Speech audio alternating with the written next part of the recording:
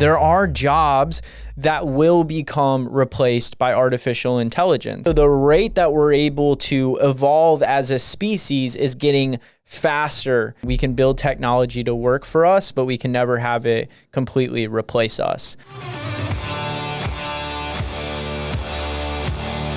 Is AI taking over the world? The Washington Post published an article on January 7th, 2023 titled, "The AI Gold Rush is Here. What will it bring?" You know, there's been a lot of talk around artificial intelligence right now in our world. And what's crazy is AI has been something we've been using for quite a while now. If you have an iPhone, you use a level of AI inside of your iPhone with Siri. If you have an Alexa at home through Amazon, that is artificial intelligence that they're using in that. But what's interesting is the exponential growth and the spotlight that's been drawn to AI this year. And I think the big thing that really broke it open is ChatGPT, OpenAI.com, I believe it is. And they did something that's never been done with artificial intelligence before, at least not released to the public. It's probably been available behind closed doors. They actually created an interface for us to communicate with artificial intelligence, and that was nothing more than just a chat. And I thought it'd be really cool to talk about artificial intelligence on this podcast because a lot of things come up around that. For one, it's kind of weird and crazy that in our lifetime we're experiencing AI, artificial intelligence. You know, we've watched movies about the future and movies like Terminator or The Matrix, where we've seen artificial intelligence literally turn on mankind and destroy us, right? And try to wipe us out. And I think that on one hand, there's a lot of fear of where things are going right now. And is AI going to take over the world? Like, are they going to get more intelligent than the human race? And then I think on the other hand, there's the massive amount of opportunity that we have enhancing mankind using artificial intelligence. For one, just the time it takes to do things is exponentially. I mean, 1,000x, probably even more than that, of efficiency that we can do with our time. And I just wanted to share a little bit of what I've been learning in this with you guys, what I've been learning about AI, a little bit from this article that's actual facts that has been published in an actual article that you can go look on the internet. I'm going to share a little bit of my opinions around it. And I would love for you guys to kind of comment on this podcast, reach out to me and let me know some of your thoughts around AI. So let's get into some of what they share here. One of the big things is watching the moves that we're seeing the big companies make. And one of those was Google's parent company, Alphabet, announced on Friday, and this was back in early January, so just a couple weeks ago, and that they're cutting 12,000 jobs. And we just saw Microsoft as well cut a bunch of jobs, and there's been a lot of frantic, but they're coming out now saying that it's necessary if they want to get big in areas like artificial intelligence. So one of the big indicators that you can look for is when the big companies, especially in tech, start making big moves that are moving in the direction that align with AI. So what that tells me is, okay, Alphabet, Google, Microsoft, all these massive companies are now fully going all in on artificial intelligence. And Microsoft just invested $10 billion into ChatGPT and OpenAI. And they're a company that started out of San Francisco, and you can look them up online. It's all public information, and they really wanted to empower and open up AI to the world. And they've been working on this project for a while, and to what I've seen, at least, one of the most successful companies yet in the artificial intelligence that they've created, the way that it interfaces with us, and the way that it brings value to us. And you can go to a website right now, OpenAI.com. You can Google ChatGPT, and it was one of the fastest growing used websites in the world like ever right now, because you literally have access to AI. You could literally tell it to write a book for you and it'll write a book for you. You can tell it to do things. And I was thinking about this because there's a lot of fear around that. For one, the fear of jobs that are going to be replaced. I mean, these companies are cutting thousands of people. And keep in mind, guys, that when Alphabet cuts 12,000 jobs, that's such a small percentage and fraction of its workforce. I don't know exactly how many employees they have, so I don't want to be quoted on this, but I'll say that that's still a small layoff. But what it's telling us is that there are jobs that will become replaced by artificial intelligence. But if you study history, that's always been the case. There are things now that we don't have to have a human being do that we used to have a human being do 100 years ago. But that has also created new jobs and new opportunities to work on the technology or the industrial advancements that we've made that did that job. And it's just making mankind more efficient. I'm in the creator space. I own a company called Content Daily. We do a lot with social media content creation online. And there's a lot of fear in my industry, especially in the copywriting with ChatGPT, around those jobs being replaced with AI, because it's so easy now that you don't need someone to take the hours upon hours and have the research and the great ability to do the writing, because the AI can write it for you. And then you just got to tweak it a little bit. And then there's even fear around like the editing of videos and like things like that, because we're seeing AI do all these crazy things. That trend just went around where I'm slipping the app right now, but it created the AI artwork of you, and it was pretty accurate. It was pretty crazy, and it's also training it. So there's all this just fear, right, around like, oh my God, am I going to be replaced because of AI? I would say your job might look different, but it always comes down to mindset, guys. In my opinion, we can sit here and we can be afraid of AI, or we can let AI empower us. I know for me and my team, the first thing I did was say, hey guys, I want you to learn this. I want you guys to sit down. I want you to study this. I want you to incorporate this into your current workflow. And what I've found right now for my own team is we've probably about 4 or 5x'd our productivity leveraging AI in the work that we do for clients. So now what this has done is increased our bandwidth. It has optimized our efficiency with the work that we do for clients. Our turnaround time being faster, our amount of workload that we can handle more. We have more bandwidth. So AI is not replacing my team's jobs. It's actually giving them tools and resources to do their job even more effectively.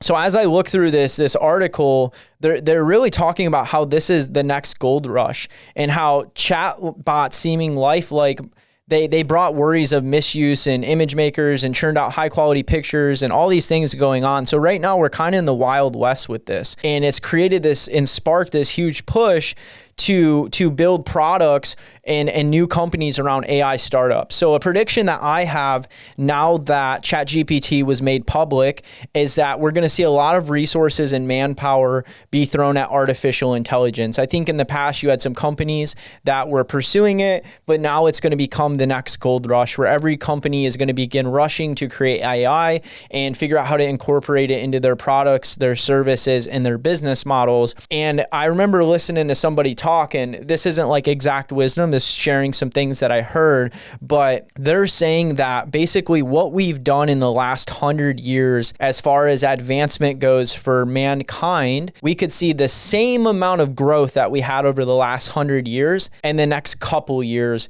because of artificial intelligence. So the rate that we're able to evolve as a species is getting faster and faster and faster. And there is some fear in the conspiracy communities around an event called the Singularity Event. You can look into that. I don't really believe that that's going to happen personally. Some of my personal thoughts on it is that mankind's going to just become more optimized and more efficient in the things that we do. As I read in here on AI, it talks about they still don't have the ability in artificial intelligence, even though like there's a lot of conspiracy, to think for themselves, meaning that AI technology cannot actually do something on its own without a command being given from a function and coding. So that AI can't go think for itself, make a decision for itself, do something for itself. It's designed to do a certain thing, and it's collecting all of that data, creating an intelligence within it and how it responds to us.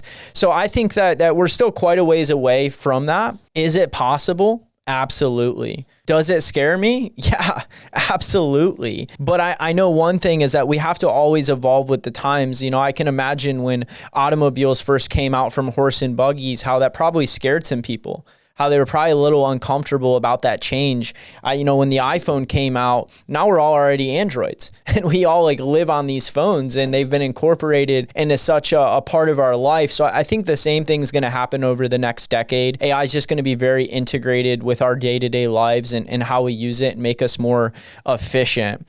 one of the big worries that people have is artificial intelligence being used in the military. There's definitely a lot of legal hurdles in that right now, but that's definitely something, right? The military is always looking for advancements that it can use in its technology. I mean, I'm sure there's militaries already using it with their targeting systems and things like that. That would be the biggest fear I would say that we have to AI, like hurting mankind is more actually the how mankind uses it. I don't think AI is the threat itself. I think it's more who has access to this, who's controlling it, and how are they using it. And one of the things that, I would be worried about as this stuff comes out is it's unlocking potentials. There are companies that can go to billion-dollar net worths very fast leveraging AI because we're in that time where they can get very ahead in certain industries.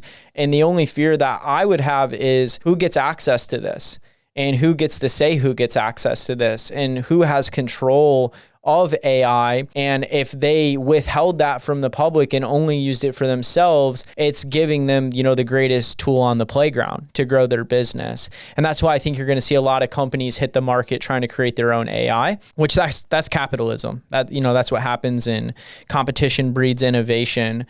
Here's one thing though. I'm going to close this iPad on this article. You guys can go read it. I just felt inspired to talk about AI because everybody's talking about it. The one thing that I just want to caution the human race on this podcast about is the worry that I really have is God and religion being removed from mankind. We're just advancing ourselves at such a level to where we're beginning to play with things that go beyond the creation of man in itself. And I just have a fear that one day, we're going to become so integrated with technology, we might be able to find a way to upload the human consciousness like Elon Musk is working on through Neuralink and put that into a man-made body that looks like a human being, that's faster and smarter and integrated with artificial intelligence, making you remember everything, photographics memory, and just the speed of accessing information, which, yes, it enhances mankind and the things that we can do. I mean, we could go to other planets and we wouldn't have to breathe oxygen. And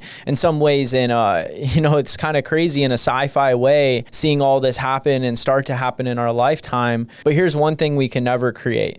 We can't create the human soul. And that's one thing that just I want to go on the record saying that, I'm an advocate that we were meant to live and have a soul and experience life for a reason. And we're also meant to die for a reason. And we're meant to perish at one point, and that there's a cycle of life that's beautiful of living and dying. And I'm going to use AI in my business. It's part of life. I'm going to catch the wave. I'm going to leverage it. I encourage you to do so as well.